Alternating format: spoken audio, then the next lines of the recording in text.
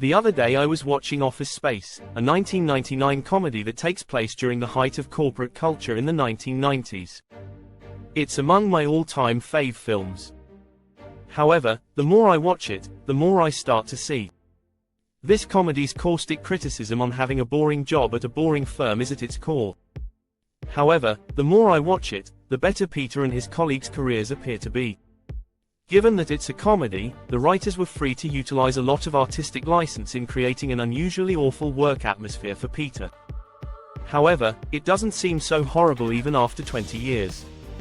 In an open-plan office today, most workers would consider his office cubicle a luxury. There are no walls in the area, so he is free to have long meals with his co-workers. Even his overly dramatic, snarky supervisor understands that working on the weekend is more of a request than a requirement.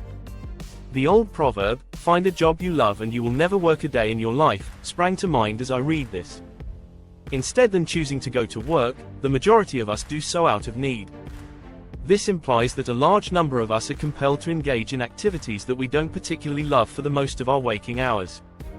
Finding a job you enjoy doing is a clever tactic that school career counselors and LinkedIn gurus will recommend to get around this bad situation so that you are happy to go to work every day and you don't feel like you are working at all. This makes sense on the surface. With the advancement of technology, there are millions of distinct job titles available today, and new professions and career paths are created daily. 15 years ago, there was no such thing as a full-time YouTuber. But today, children desire to be YouTubers more than they do astronauts or other traditionally popular careers. However, I want to do what I do best, that is, ruin this happy ending that you have achieved through your work. Rather, I would want to attempt to persuade you that what you actually want is an extremely dull job. A job that neither you nor anyone else finds exciting. A position that no one would ever want. It's time to understand how money functions. There are several extremely appealing occupations available that seem to be better than others for a variety of reasons. Being a doctor, lawyer, or senior corporate executive are appealing professions to pursue since they often pay well and are well liked by society as a whole. You will immediately gain more respect than if you told someone you work in retail if you tell them you are a C-suite executive at a Fortune 500 business. Does it have to be this way? Obviously not, but it is, and for that respect, people are prepared to go to great lengths. These positions entail extremely lengthy and unpredictable work hours, not to mention the years of taxing coursework and corporate butt-kissing required to secure the positions in the first place. As it happens, there are actually no issues with these occupations. When pursuing these kinds of occupations, most people are aware of what they are getting into and what the evident trade-offs are. Rather than out of passion, the majority of people hold these positions for their status. What about occupations that individuals are more enthusiastic about? The occupations that individuals would ostensibly adore performing. I refer to careers in industries where people become thrilled, such as gaming, fashion, sports, and travel. Imagine earning money to create video games or go to international fashion shows. Doesn't it sound like a dream? Alright, no. Generally speaking, well-known businesses in aspirational fields are awful places to work. This is due to the obvious reason: they are aware that people desire to work for them. Therefore, there are dozens, sometimes even hundreds, of equally qualified candidates who are willing to put up with these issues because they get to work what they thought would be their dream job. These companies have a very high turnover rate. Which makes sense given that they are drawing in highly qualified, career-driven workers, the kind of people you would typically anticipate to be there longer than a regular employee. Of course, it makes sense to change employment frequently. Workers who leave their jobs every 2 years on average receive much higher salaries than their colleagues who try to advance within. However, you must be leaving for the correct reasons. It's a wise professional decision to leave your current position to take a more senior one at a company where the pay is double what it is now. Your career advancement is likely to halt if you quit your current job because you can't stand the stress of working with code for one more week. You won't love doing what you love for work forever, which is another reason it's best to avoid doing it. There is a lot of tedious labor involved in even the most thrilling employment you can think of. To ensure there are no problems, a video game tester will spend the majority of their time repeating the same objective. And like everyone else, the majority of NFL franchise employees spend their days in an office responding to emails. Enforcing someone to work 40 hours a week under the threat of homelessness is a proven way to make them hate something they initially liked, even if their dream career manages to live up to the hype. In actuality, it is more preferable to work for pay and then use that money to do the things you love, when you want, and how you want. I hope I've persuaded you that interesting careers aren't always what they seem to be. However, that can't mean that the greatest option is to have a boring job, can it? They do, however, have a few significant advantages that many people overlook. Generally speaking, it will be simpler to land a dull job at a dull firm than the more coveted, in-demand positions at exciting companies. Early in your career, having more options can give you a significant advantage over colleagues who had to wait for a traditional dream job or endure lengthy internships. Additionally, boring positions will typically pay more.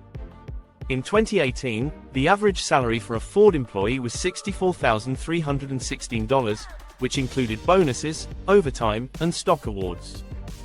At $77,849, the median employee at GM made significantly more money. Tesla paid its median employee $56,163, despite being a significantly more fascinating company.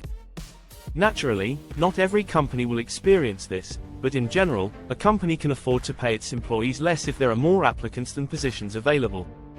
When we enlarge the image to view entire industries, this becomes even more evident. Web developers will typically make more money than game creators. The salary of a marketing manager for the Patriots is lower than that of an Exxon marketing manager. Additionally, the salary of an administrative assistant at a bank will be higher than that of an assistant at Vanity Fair. You should make the most money possible from a job you do if you are doing it to support yourself. From your desk, you will never be able to see the name on the side of your building. Now, there are benefits to a boring job even if financial gain isn't your top priority when choosing a career. It's true that boring tasks are more fun.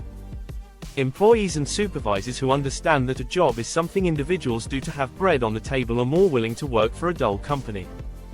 Relationships at work tend to be more fruitful when a company adopts this mindset. When you ask for a raise, a promotion, or a reference letter, a manager at a generic, boring firm who has been there for decades and has no desire to climb the corporate ladder is not going to take it personally. When you do these things, which all employees should actually be doing as much as possible, you are far more likely to encounter resistance when working for a company where the management has fallen victim to the "we are changing the world" Kool-Aid. We frequently hear tales of excessive employee turnover and a poisonous work environment in organizations that appear interesting on the surface. This is a result of managers' natural expectation that their subordinates will put in more effort than is reasonable when they feel that their work has greater significance than merely earning a livelihood. Workplace cultures that are toxic are nearly always the result of managers believing to themselves that verbal abuse is simply a heated argument between overly passionate colleagues. Additionally, in interesting areas where there is an unending pool of potential hires, staff turnover is not a major concern. These kinds of managers are far more likely to go undetected. Before anyone objects in the comments, let me say this: you are 100% correct. In every type of business, there are excellent managers and bad managers. However, the likelihood of encountering one in a career you once believed would be fascinating is significantly higher. Better management on average is the largest benefit of a boring job. One major benefit that the manager from an interesting firm with high staff turnover will have over the management from the dull company from 10 years ago is that the manager from the previous company will have more experience in their role. It will be far more enjoyable to work for a boss who has encountered every scenario a manager may encounter rather than one who is still learning the ropes. Additionally, a manager with more experience has less to prove. They won't feel the need to push their staff to the limit in order to keep from becoming another one of those turnover numbers, if they are confident in their own role. The most amazing and thrilling job in the world wouldn't last long if the boss was incompetent and took personal jabs at the staff. Having a boring job increases your chances of finding a competent manager who will help you advance your career and make your time there less unhappy. This extra money will allow you to pursue the hobbies that other people were foolish enough to try making a profession out of. I have a hunch about why it is that we are all so infatuated with office space and parks and recreation in the office. All of these shows humorously and ridiculously depict the realities of a dull office, but they are also really cozy places to work. Even the villainous executives do not treat their staff members abusively. People stay with the company. Perhaps this speaks to the low standards of what constitutes a comfortable workplace, but I believe it speaks to something deeper. We watch these shows because they make us feel better, but we wouldn't do so if we didn't secretly believe that maybe having these folks work with us in these dull workplaces wouldn't be all that horrible. Need to keep your screen looking busy? Sign up for our free email newsletter. Don't forget to like, subscribe and get notifications for more money mindset makeover content.